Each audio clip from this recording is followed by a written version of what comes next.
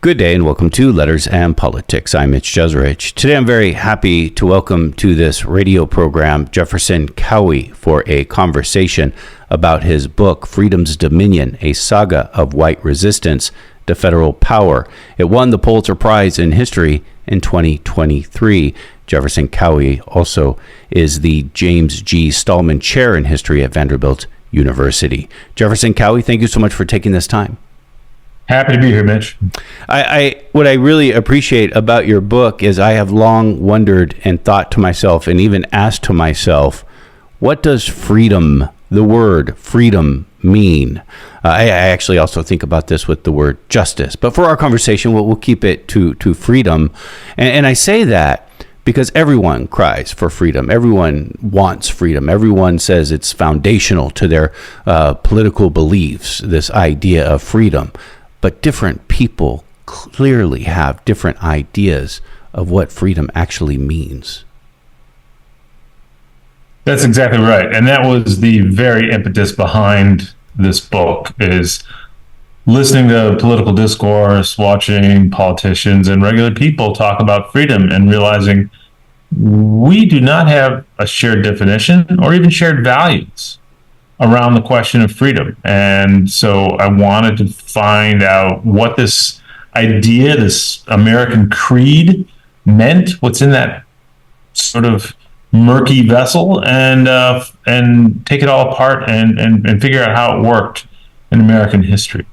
And that was kind of the project that I began with until I narrowed it down to, one place to try and figure out how it worked. And that one place is Barber County in Alabama. That's right. Yeah, this little county in southeastern Alabama, right on the banks of the Chattahoochee River, across the river from Georgia. It's right in the Black Belts, which is a band of rich soil, cuts right through the county, and that's the sort of center of cotton production that swoops sort of like an arc through the Deep South. And so it has this kind of combination, as much of the Deep South does, of a sort of settler colonial history, that is people taking over the land of other people and living there, as well as chattel slavery. So it's an interesting and actually globally fairly unique combination to have both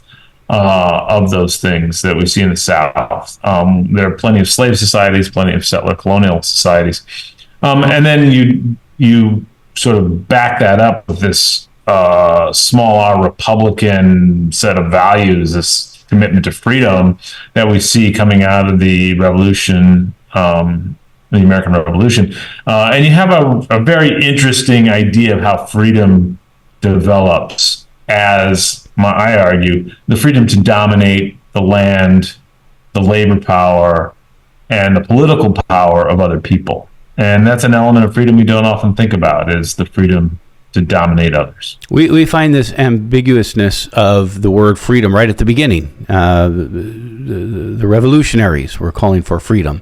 Of course, slaves wanted freedom too. Mm-hmm. That's right. Yeah, and many people actually saw their freedom as the freedom to enslave.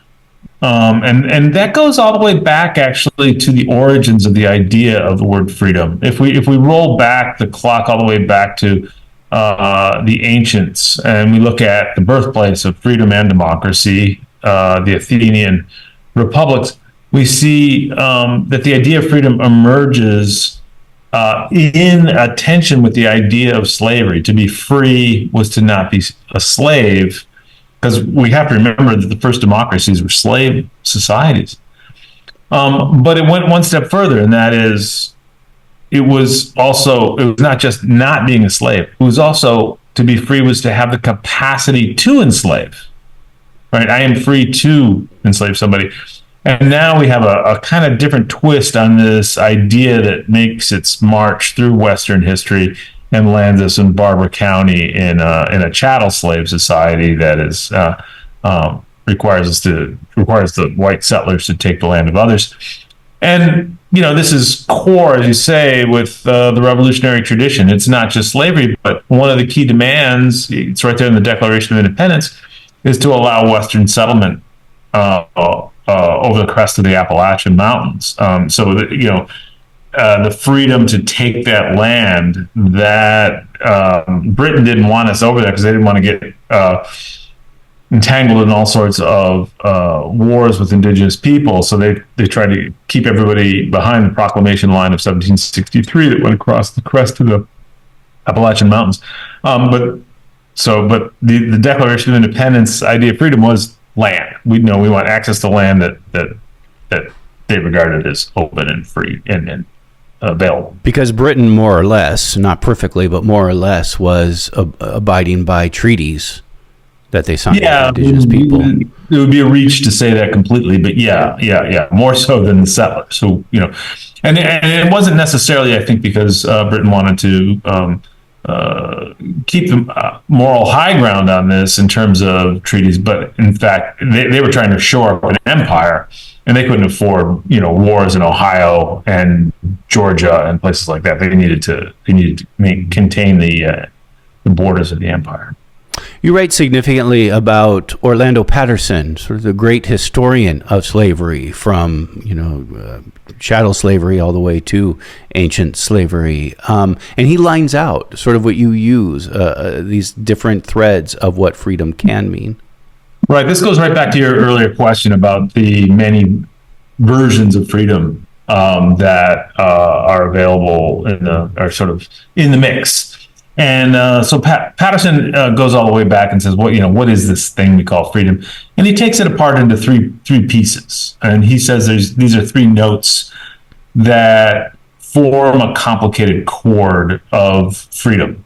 The first one is something we all know and respect, and that is sort of civil liberties, the kind of stuff we see in the Bill of Rights, freedom from the state and coercion.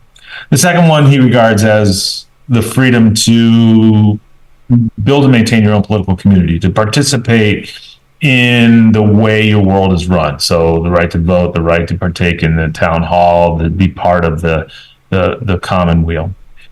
And the third, that I call sort of the dark note of freedom, is the freedom to oppress others, the freedom to take other people's land, the freedom to enslave, the freedom, what I call the freedom to dominate. He calls it sovereignal freedom, which is a very clunky term.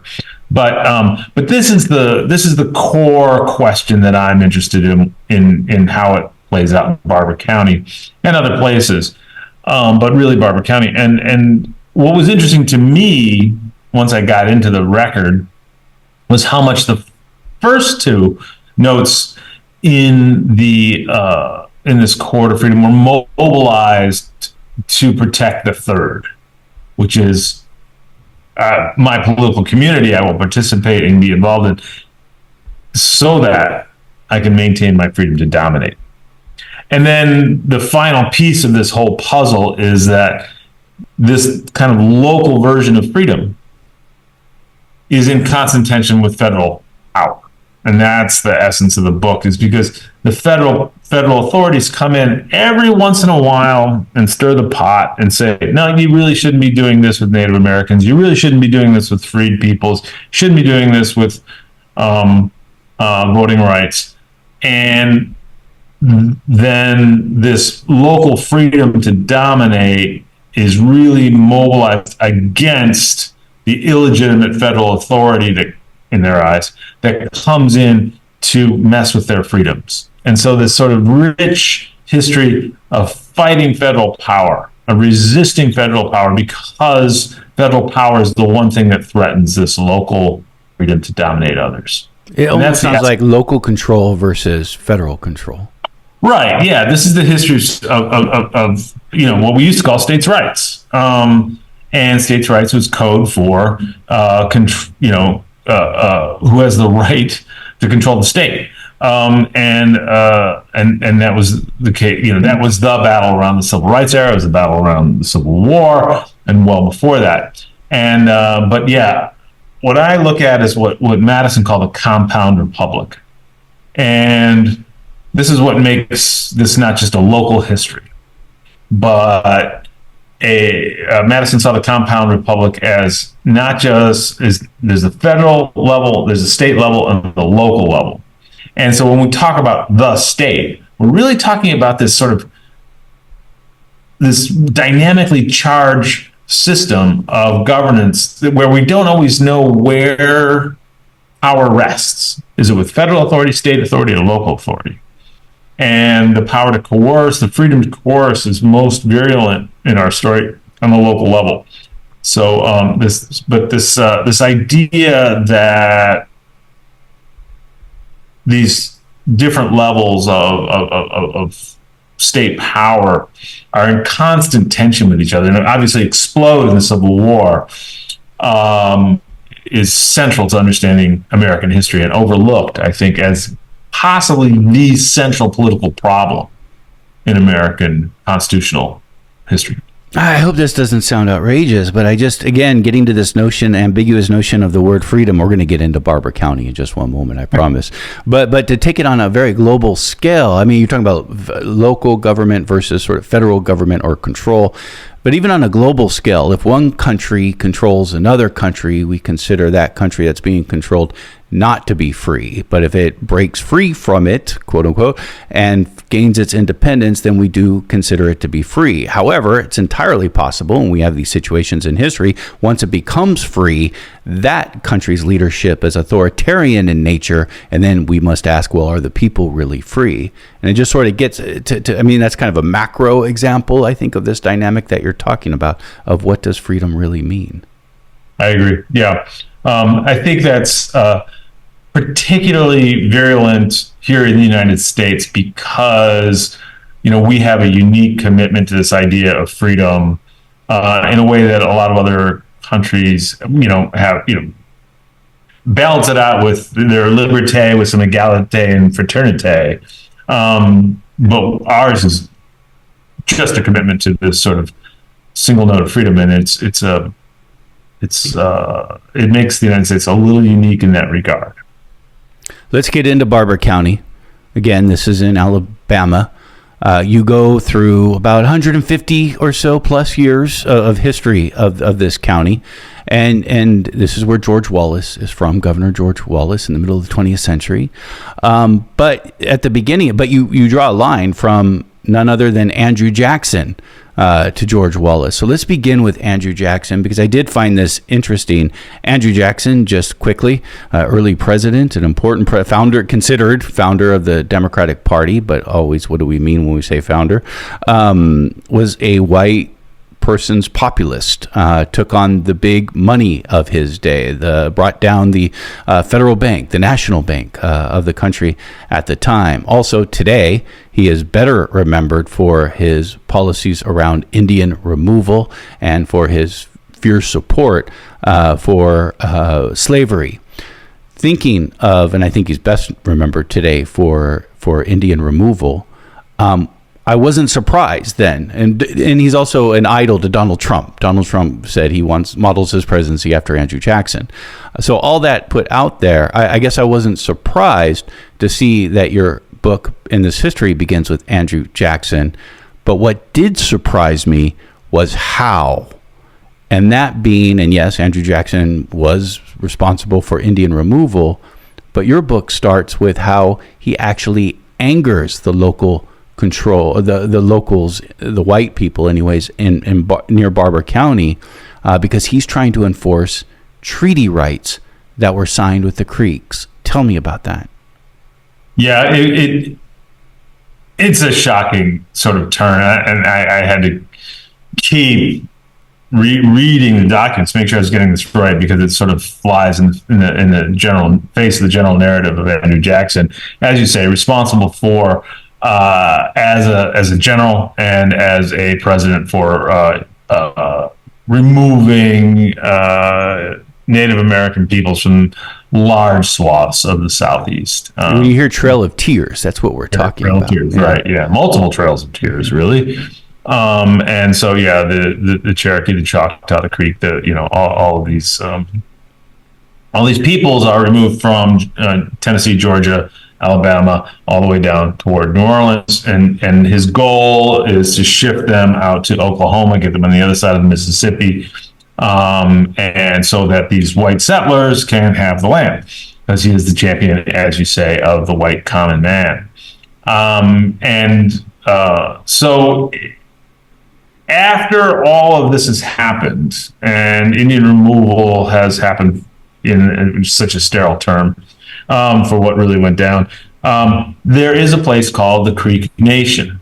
It's a 9-county area on the banks of the Chattahoochee River that Jackson has said, okay, this is for you guys, at least for a while. We're going to guarantee there's no white intruders in here, so that you can figure out what's going on for at least 5 years. And so the Muskogee Creek people are great. Well, we'll take it. We've been through, absolute misery. So this is our place. And so when white intruders, after the Treaty of Cusseta, which is this treaty that sets this up, white intruders start coming in, Andrew Jackson does this shocking thing, and he sends first federal marshals and then federal troops to remove white intruders on Muskogee Creek land. And it's the complete opposite of what you might expect. And in fact, burn down key buildings and destroy the residences of white people in the central town of Barber County called Eufaula. So he attacked them. Pardon? He attacked them. Yeah. No, it's incredible. And sent them back across to Georgia. Forced march, sort of hardly a trail of tears, but certainly, they're pushing white people out. And so what happens is this town is born with its freedom to take land. This white town is born in 1832 in fighting the federal government for its freedom to steal the land of the Creek people. So they're already, day one practically, at war with the federal government about their freedom to take the land of the Muskogee Creek people. And so, it emerges just as an immense flashpoint that illustrates the entire sort of arc of the book, because this theme is going to come up over and over again, where the federal government comes in, tries to do something to support either indigenous peoples or black people, and then the local people fight for their freedom against the federal government. Do you think this is the beginning, the birth of the sort of this idea of white victimization? It is. It's very much. Yeah, I don't use that phrase because it's sort of I try to not use anachronistic phrasing when I in my writing. I try to kind of stick to the vernacular of the time a little bit. But absolutely, yeah. This is all sorts of histrionic cries about the plight of the free man being oppressed and victimized by the federal government are all over the place in the 1830s. And in fact, the entire state, Jackson won every county in Alabama, and they go against him, and they're already talking about seceding from the nation because of their fight to be able to control Indian lands for themselves and rather than the federal government.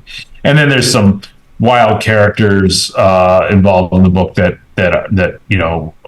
kind of stoop to kind of a terrorism to try to destroy the federal troops that are there in the name of their own freedom to steal land. What was the vernacular at the time? Like, what would they say? Yeah, it was freedom. I mean, that's the amazing thing is in the book, I basically decide to allow liberty and freedom to be the same idea. Political theorists might differ with me on this, but I basically say within the vernacular that they're synonyms. But if you take both of those words they saturate the entire discussion with the federal government from the Treaty of Cusseta in 1832 all the way up through Wallace and all the way up to the storming of the Capitol on January 6th. This sort of neo-Confederate or pre-Confederate idea of freedom is from the federal government so that we can do what we want with local sources of political and economic power. So freedom to take land and freedom to enslave. That's right. This is Letters on Politics, and we are in conversation with Jefferson Cowie, who holds the James G. Stahlman Chair in History at Vanderbilt University. And we are in conversation about his book called Freedom's Dominion, a saga of white resistance to federal power. Last year it won the Pulitzer Prize in History. So this idea, the freedom to enslave, obviously that gets us to the Civil War. Alabama would succeed from the country, from the nation, and then the next big part of the main part of your book, or one of the main sections of your book, is about Reconstruction. This is after the Civil War. This is when the North wins. This is when early on Republicans, even led by the radical Republican Thaddeus Stevens, who wanted full equality for people who were formerly enslaved and for black people and for free people who were free blacks as well. He wanted even economic equality. He didn't get exactly what he wanted, but he's leading the charge here. And so you do get a federal government presence. The military does go into the South and begins to enforce sort of the 13th, 14th, 15th Amendment to the Constitution. And so obviously that is a moment that once again is coming into this dynamic of the federal government is taking away our freedom. That's right. Even, I'll jump to Reconstruction in just a second, but even when Barber County secedes, there's a secession petition says, do you want to live like slaves or fight like free men? And it's really interesting. These are slaveholders saying, do you want to be a slave? Do you want to be a slave to the federal government? Because it's going to take your freedom to enslave other people. It's a very complex and dark sort of logic, I think, around the question of freedom. Do they wrestle with that dichotomy? Do they wrestle with that dichotomy? I'm calling for freedom, so that it's not even like trying to intellectually make it work. No need. No, it's obvious. It's fascinating. It becomes just the logic of the day.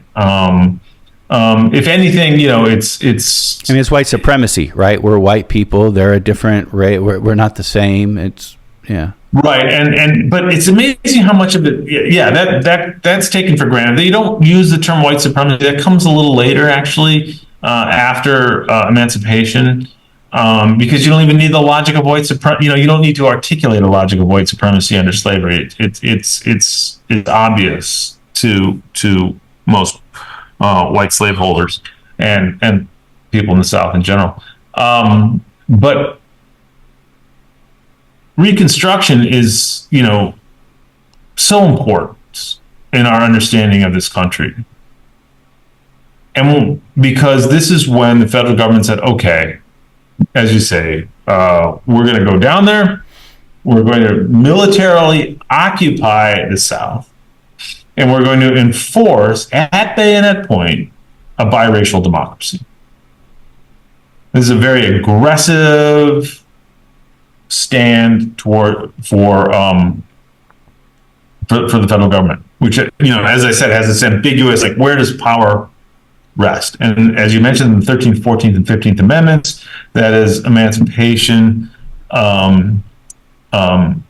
equal protection, and voting rights, all empower the federal government. This is what Eric Foner called the second founding of the republic. And so what happens is, actually, we see the flourishing of a biracial democracy under Reconstruction in Barber County and counties all over the South. There are Republican judges, there are black representatives sent to the State House, and for the one and only time in that region of the state, a black representative sent to the United States Congress, James Rapier. Yep. Yeah. And so it's a pretty amazing time. And the whites try all these shenanigans and all these kind of crazy political, it's almost a Keystone Cops kind of operation trying to stop this politically, until finally they get frustrated, and learning from the Colfax massacre in 1873, they say, all right, it's time to resort to violence.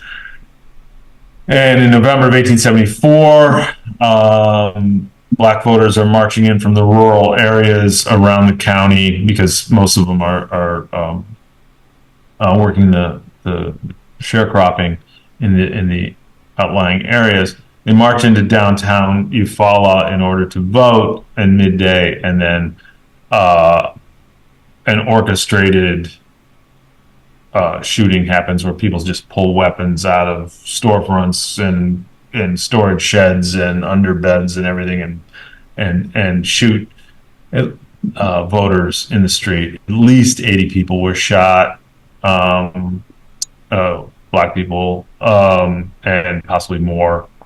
And this was done in the name of reclaiming freedom, the political freedom of white people. And this essentially ended Reconstruction in Barber County and just about everywhere else any kind of violence happened. Now, this kind of event, if you drive into town, you'll see a little historical marker for the election riot. But it's really a coup d'etat. And I think we need to begin to think about our political language in this country. This was not just some crazy riot where stuff goes nuts. This was a stealing of electoral power, a blow to the state, and a driving underground of an entire voting class in the name of reclaiming white freedom.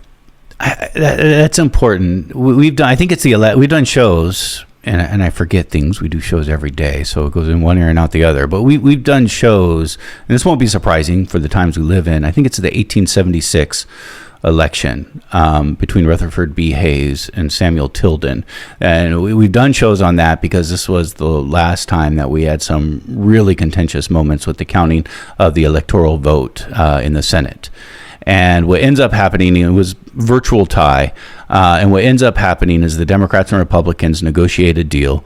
And the Democrats, their stronghold is in the South, say, okay, we will let you have your guy, Rutherford B. Hayes, become president if you agree to end the military occupation in the South, which is Reconstruction, and this hence ends Reconstruction. And oftentimes we've talked about this ending of Reconstruction as that it's this political agreement, which of course part of it is.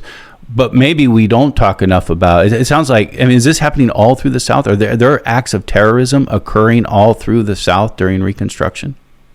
Right. Yeah. So the Tilden-Hayes Compromise, that's what you'll read about in your high school textbook or your college textbook that says, this ends Reconstruction, exactly as you say.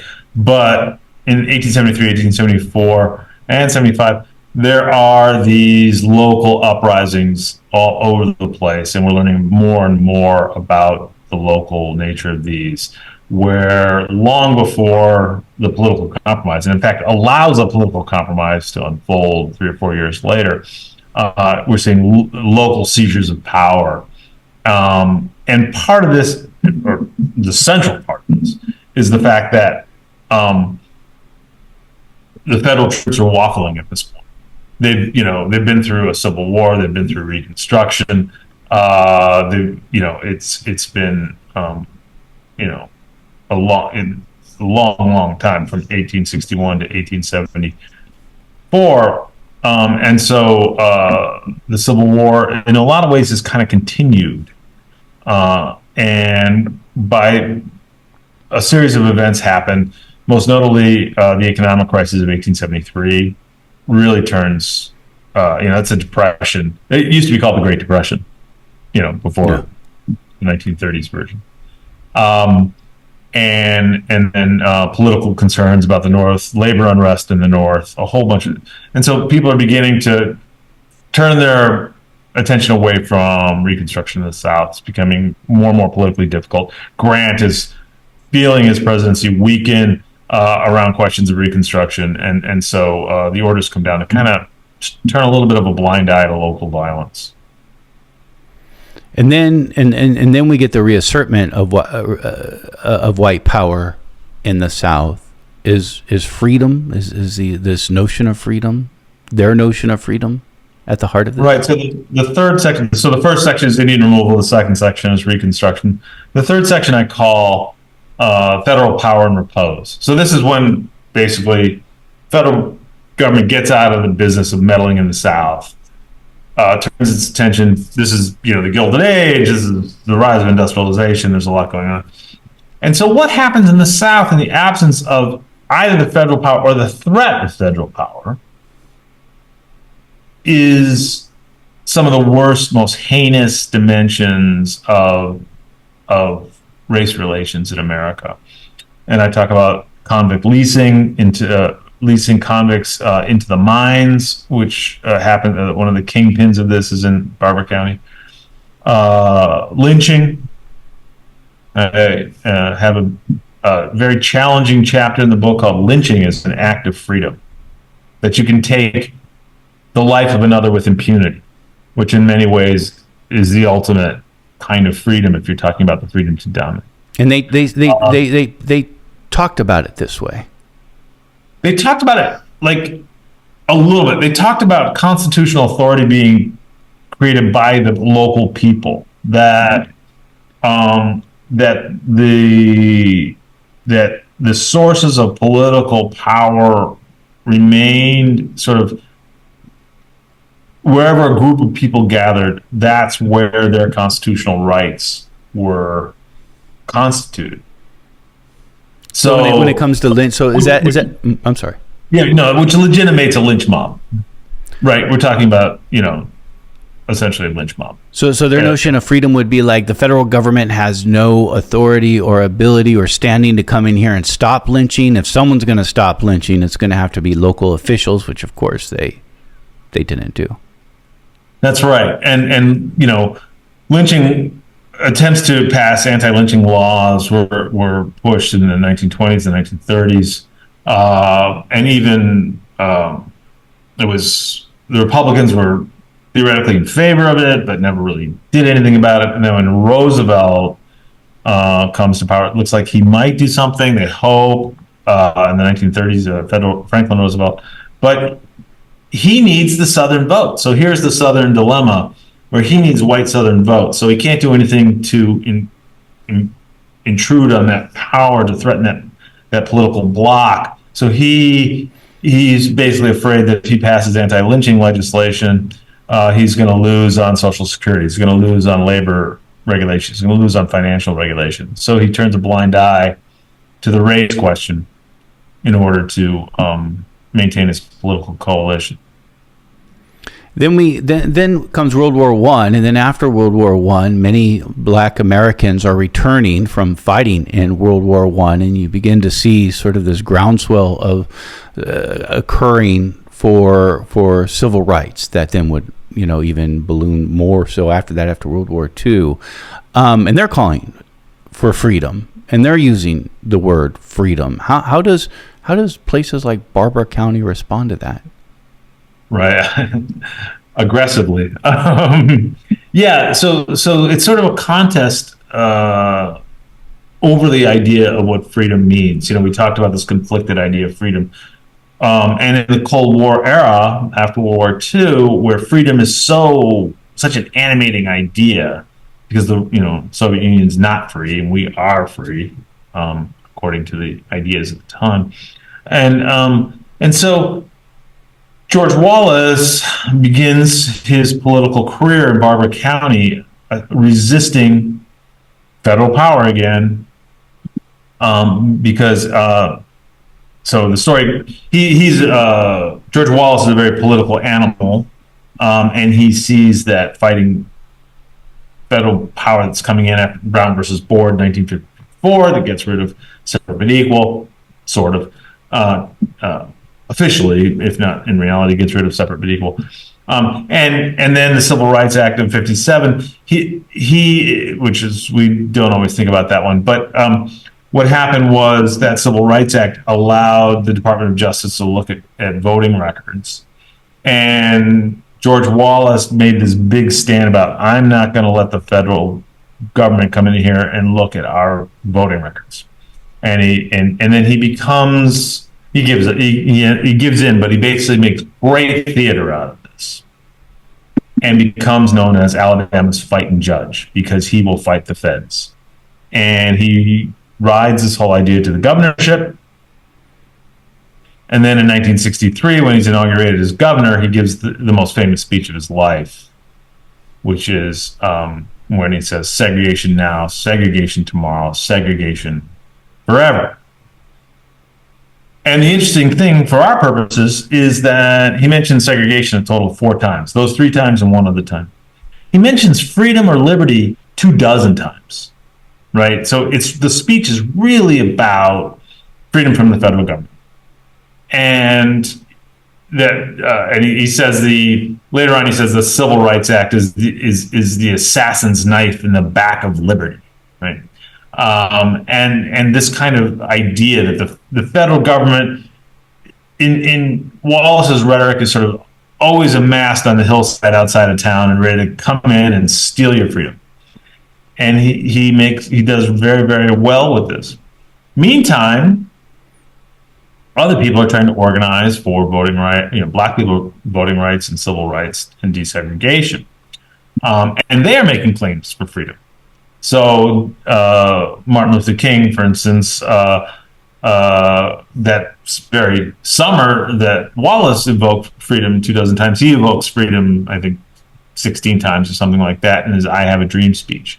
So you have kind of the conflict over the nature of American freedom right there, emerging from Alabama, but obviously a national debate over whether it's a local states' rights thing, freedom from federal power, or whether it's federal power itself. So think of it this way. If you are interested in what I call white freedom, this sort of local freedom to dominate, you want citizenship to be as local as possible. If you are either going all the way back to the indigenous history story, if you are a Native American, or if you're an African American, you want your citizenship to be federal. Because if you have federal citizenship, you're going to have completely different protective system. So all those civil rights actions you hear about, the march over the Edmund Pettus Bridge, or what's going on in Birmingham, or anything, those aren't just local things. Those are local events designed to trigger federal action, so that they can get this into federal courts and federal laws, because federal protection is the key. Federal citizenship is the key to minority rights. Dwight D. Eisenhower would send in the National Guard to enforce. 101st Airborne. Oh. Yeah. I mean, yeah. It's, right, exactly. And that's a classic example, right? So you have this local dispute, and Eisenhower, who is no champion of civil rights. I mean, he is, that's not to say he's overtly racist, but he just doesn't want to rock the boat. He's not interested in championing this. And so, but he sees if he's going to do it, he's got to do it. And he sends in the 101st Airborne to protect, these little kids to go to school in Little Rock. And it's the same thing that goes on. Here's an example. It's one of my favorite examples from the book. After the Voting Rights Act is passed in 1965, August of 1965, they got busy organizing, registering voters throughout the Deep South. And Hosea Williams, who was King's key lieutenant in the Southern Christian Leadership Conferences, he's got the spreadsheets laid out in Atlanta, and they're trying to figure out why certain counties had vibrant organizing drives for voter rights and others didn't. And there's no correlation. One could be organized by SNCC, and one could be organized by SCLC. Some could have charismatic leadership, some less charismatic leadership. Some are more deeply rooted in the history of the NAACP. It was a mess. And he's like, what accounts for the difference? And finally, the light bulb goes off. And there's one variable that explains the difference across all the counties. And that one variable is whether or not there was a federal registrar in the county in the winter of 65, 66, in order to ensure that voting registration happened equitably. Otherwise, so we spend all our time thinking about organizing. That's great. It's super important. But federal power is really important in this equation. Coming back to George Wallace, interesting to think that 1963 speech, his most famous speech, was mostly about freedom, because that's not how we remember it today. We just remember the line that you said: segregation today, segregation tomorrow, segregation always. And in those terms, that line itself isn't his line originally, is it?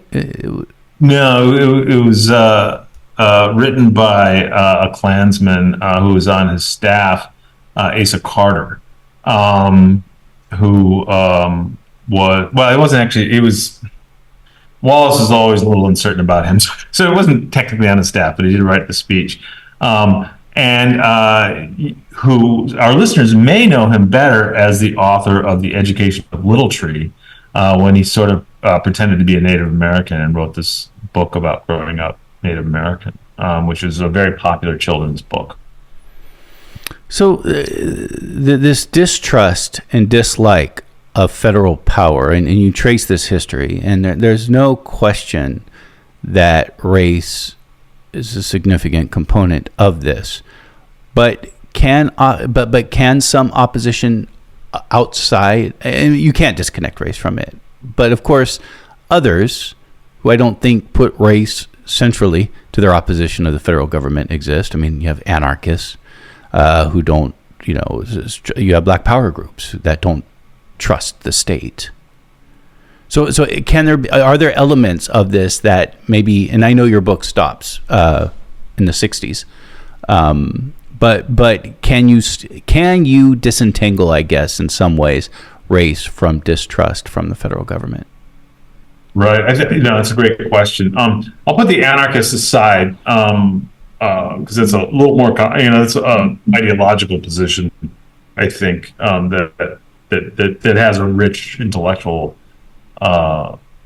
tradition. But if you look at something like the Black Power movement, it looks for more autonomous, hands off from the federal government. We'll fight our own fights. Also, that they've been infiltrated. You had COINTELPRO. COINTELPRO.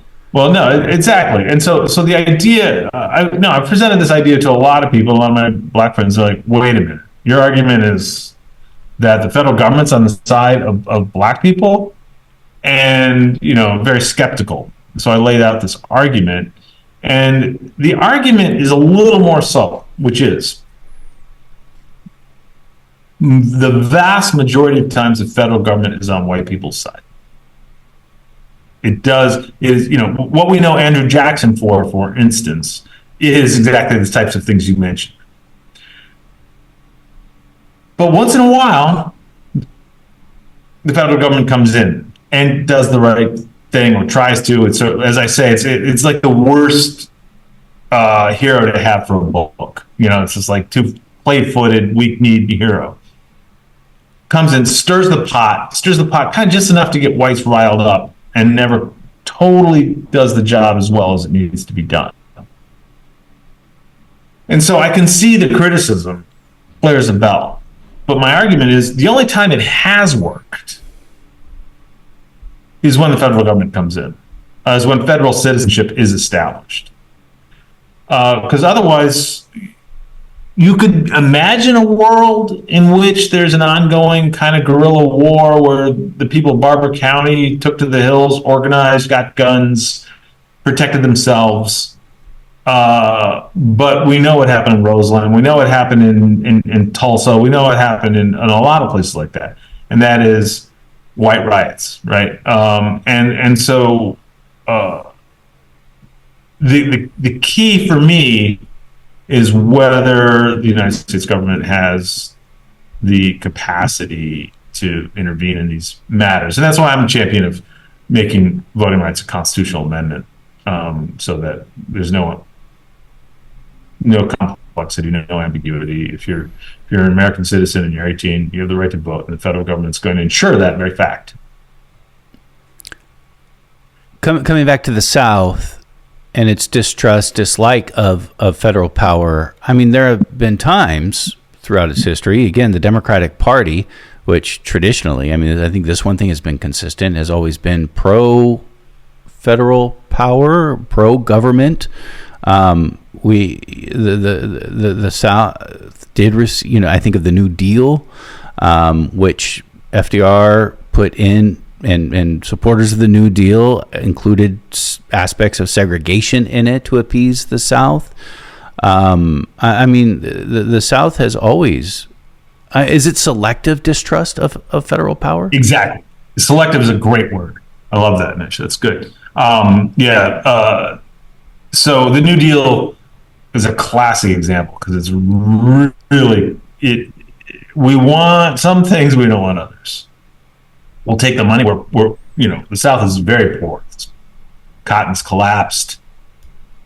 Infrastructure is weak. So Tennessee Valley Authority comes in with these big projects, things like that. We're gonna, agricultural assistance, all this kind of stuff comes in. The South wants the resources. When it gets into questions like supporting the right for workers to organize, especially on an interracial basis, as the CIO wanted, don't want that.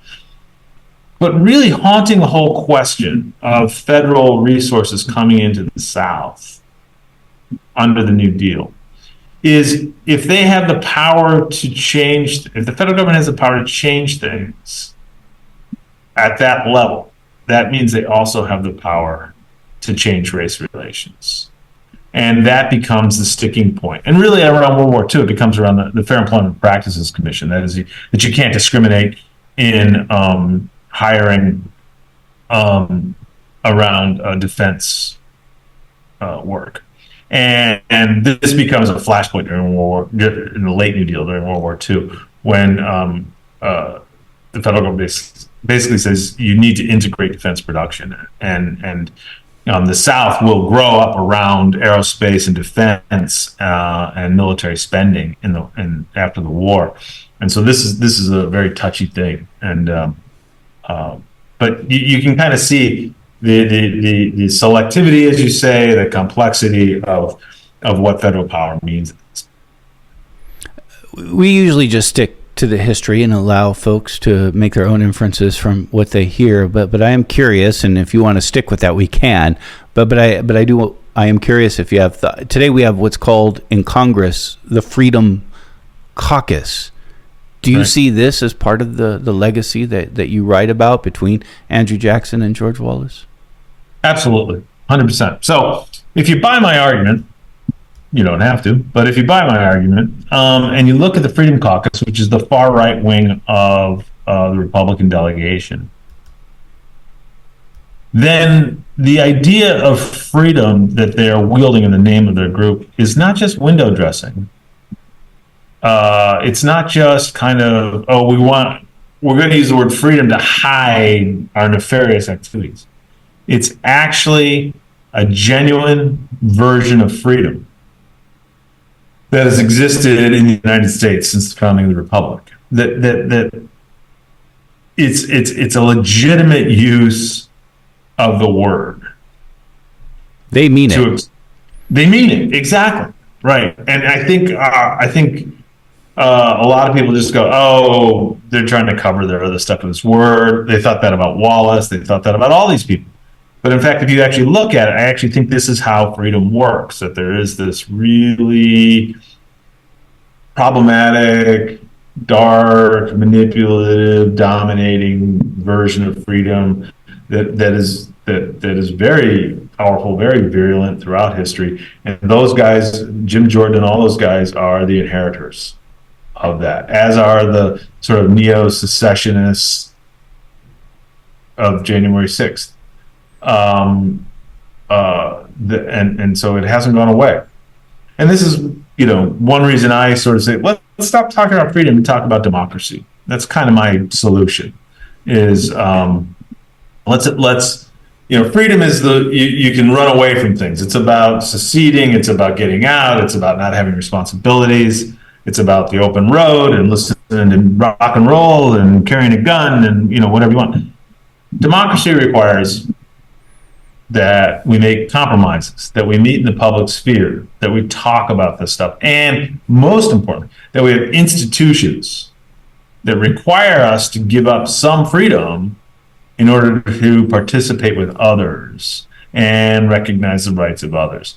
So my general argument is think more about democracy maybe than freedom. That's a whole other conversation that we don't have time for now. But as I started our chat with, I usually, I'm always asking myself, well, what do people mean by freedom? I actually wonder, what do people mean by democracy as well? As you indicated at the very top of our show, it comes from ancient democracy, where we get this idea of the freedom to oppress. I mean, if you have a majority in a democracy, right, majority rules, it's still democratic to oppress a minority if you just think of purely what democracy is. Now, today we mean democracy to include voting rights and enfranchisement rights. I get that, but that wasn't always the meaning of democracy. And that's absolutely. So, this tips into the tyranny of the majority question. Well, what's interesting about the tyranny of the majority, Barber County, if we go back to Barber County, it was majority black. Up until the Great Migration. Well, that's the other thing about democracy, right? There's always those who got to participate and those who don't get to participate. Right. And that's why I think I am, at this stage in history, naive enough to think that if the majority of people were enfranchised and participated, that most of the things that scare me from Donald Trump on down wouldn't exist. If you think about, something like the right to choose, a woman's right to choose, that has been controlled by a small number of people. But when it went to plebiscites with the people, even in places like Kansas or Ohio, it passed, right? So if we can, I think the problems of democracy can be solved with more democracy. Jefferson Cowie has been our guest. He's joined us to talk about his book. It's called Freedom's Dominion, A Saga of White Resistance to Federal Power. It was the winner of the Pulitzer Prize in History in 2023. Jefferson Cowie, I've enjoyed our conversation very much, and I thank you. Me too. Thanks for having me on.